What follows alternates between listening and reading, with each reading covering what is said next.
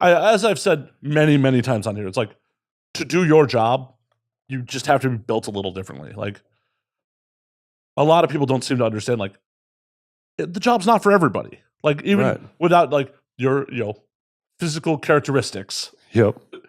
The job's not for everybody. Like, not everyone can get it up and keep it up for whoever the fuck they're working with. And especially if you're on a set. Can you do it with someone like me standing over you with a fucking boom or a camera? Right, yeah, exactly. I think, like, there's a lot more female creators than there are male creators. A lot more females in the industry than there are males in the industry in general. And I think the reason for that is, generally speaking, any female can get into porn. Even if they're asexual and don't even enjoy sex, they can pretend they are and use lube and whatever else they need.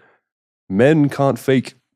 I mean, there's ways to do it, but getting hard, staying hard, finishing when you need to finish, some guys can't finish, some guys finish too quick. There's all these prerequisites that you need, like non-negotiables as a male performer. I think that just naturally excludes a huge portion of the population. It does. Add to that, you need an above average size dick, and there goes half of them again.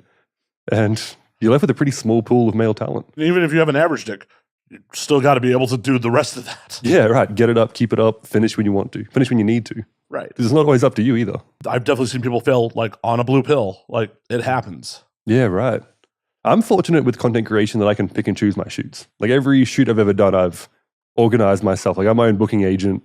So I can work with people that I truly want to work with, which is great. It's a huge luxury in this industry for sure. What would you do if someone approached you who you weren't necessarily attracted to and like, I really want to shoot with you? I mean, it happens all the time. And not even just attraction, but people that I maybe don't want to work with because their style doesn't align with mine. Maybe they're like I'm not super hardcore, and some people are very hardcore. And they approach me to shoot, and I just, I'm sorry, but I don't think our styles align. It's your audience wouldn't like me. My audience maybe wouldn't be into that hardcore stuff. Who knows? They're not into you beating the shit out of some 5 foot tall girl. Yeah. I mean, there is a fine line to tread, because I never want to hurt anyone's feelings by rejecting them, but also I can't shoot with everybody. I don't have enough time in a day. I don't have enough dick to shoot with everybody that wants to shoot with me. I'm only here for a few 8 weeks shooting every single day. I've got a limited time. Girthmasterr. The Girthmasterr. What do you mean you ain't got enough dick for everyone? It takes a lot of blood to get that thing up. Well, if they come to Australia, I'll shoot with them. I got a limited time. But yeah, no, it's I'm very fortunate. There's a lot of people that want to shoot with me. It's great. And it is difficult to kind of navigate that without hurting people, turning people down without hurting their feelings and stuff like that. But it's... So how are you letting people down? Pretend I'm a girl who's like, but I want to shoot with you. And it looks like me, but but a girl. How would you let me down? Well, I'd say the truth, my schedule is full. Before I got to America, my schedule was full. I had no free days just about. But you had time for this podcast. Yeah. Well, we're not having sex. Thank God. I need my rest between shoots. But yeah, no, I mean, just as gently as you can, let them know, I don't have time, or I don't think it's a good fit for my brand. At the end of the day, I'm shooting content in the hopes of making as much money as I can. I want these scenes to sell. I want my fans to enjoy them. And if I think this scene isn't going to sell well, or my fans aren't going to enjoy it, the shoot is not worth my time as much as shooting with someone that my fans would love. So I'd rather make the good content, rather make the content that I'd enjoy making than, make content that my fans wouldn't enjoy.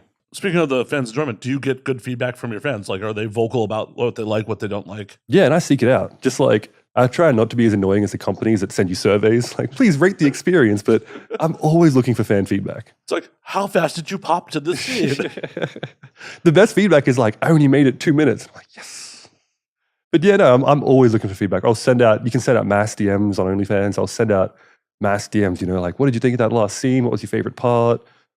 Who did you like to see me work with? Who's your favorite shoot so far? If someone really enjoys a particular person, I'll send them scenes similar to that. I'm always looking for feedback from my fans. So if someone was really vocal about I want to see you work with X, and it was someone you're not particularly into, would you go and pursue it at that point if the fan base got really vocal about it? Not even for an individual fan, but I mean, if the market was there, for sure. And I've shot with I'd say a very broad cross section of people. I don't really have a particular type. I'll get in on that. Oh, of course. Yeah, I don't really have a particular type of person I'm interested in, but I've shot with a broad variety of people, I won't go examples, but I've shot with about everyone. Oh yeah, I'm not So, like, asking you to name names. Yeah. Like, I mean, oh yeah, we banged. Totally not into her. Yeah. No, I'm not. No. But yeah, no, I mean, like, I really don't have a type. So I've shot with a huge variety of people. So I have a pretty good idea of what my fans want to see, what's going to sell well. So I don't like, I know the shoots that my fans are going to enjoy and that I'll enjoy. And there's a good cross section there.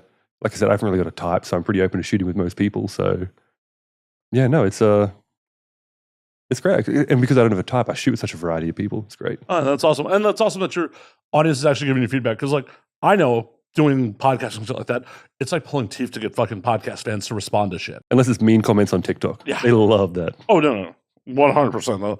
Like, I'm in the YouTube comment section fighting with people all the time.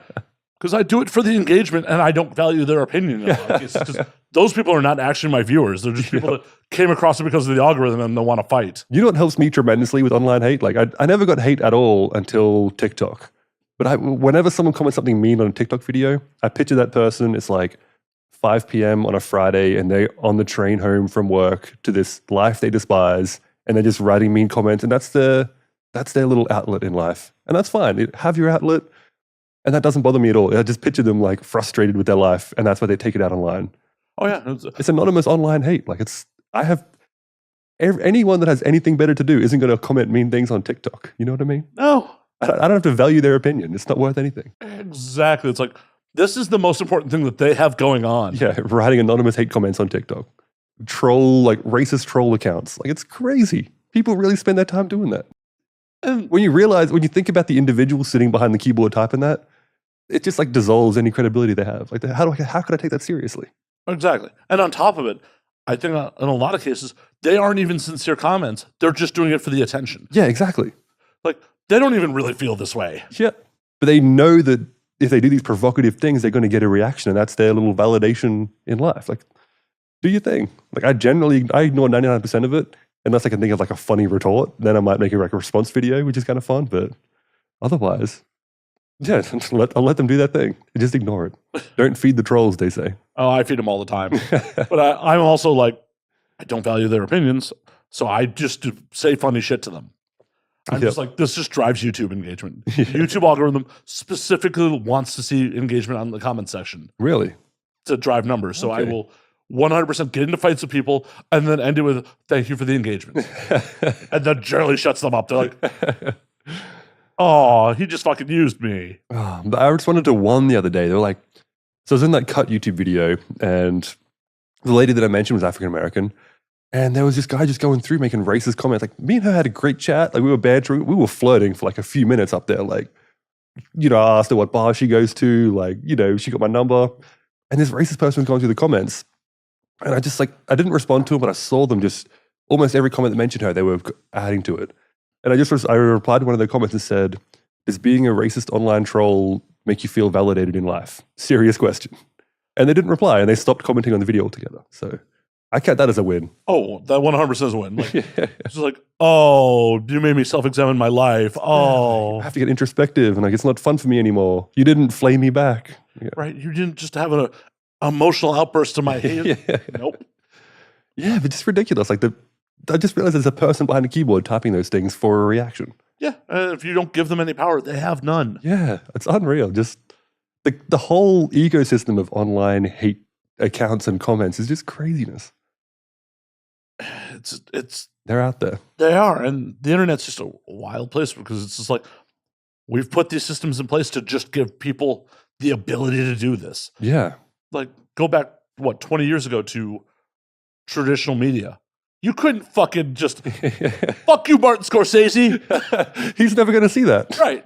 There's no way. Yeah, nowadays you can see all the hate. If I like search my name on Twitter or TikTok, wherever it is, I'm going to see. If I look hard enough, I'll find hate comments. It's craziness. Yeah.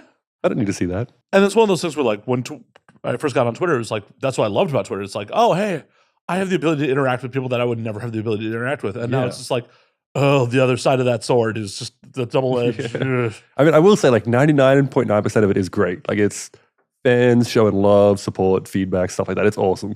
It's just that it's always the hate comments that stand out the most that you cling on to. Well, it's just human nature to cling on to the negative. Yeah. Built into our brains to remember the negative shit more than the positive shit, which is kind of fucked. It's a shitty evolutionary trait of being human. Yep. It's like, oh yeah, we remember that tiger attack that wiped out our family, but Mhm. may not remember that really great meal that we had. A million compliments just outweighed by one negative one. Yeah. Right? And you just can't give those people the power. No. To concentrate on the positive a little bit. Like, what sort of stuff do people come with you at on the positive front? So I'd say it's different from like OnlyFans messages and like Twitter comments in general. But the OnlyFans message of feedback would be like, if I put out a scene that like they love, they'll tell me their favorite parts about it. And like my absolute favorite thing is when they say like, oh, me and my wife or me and my husband watch that together. And like when couples enjoy my content together, I love that so much. Or just like, great feedback. On my OnlyFans, it'll be in particular about my work because they've, spent money, they've purchased my content, they're giving real feedback, and I love that. And the Twitter is just more general, like a mass of like, likes and just general like comments about how much they like, enjoyed that little snippet that I posted. But yeah, the feedback's generally all great. And yeah, it's really like, it's valuable too when you get the feedback. They tell you what part they liked and you can do more of that for those people that enjoy it. And yeah.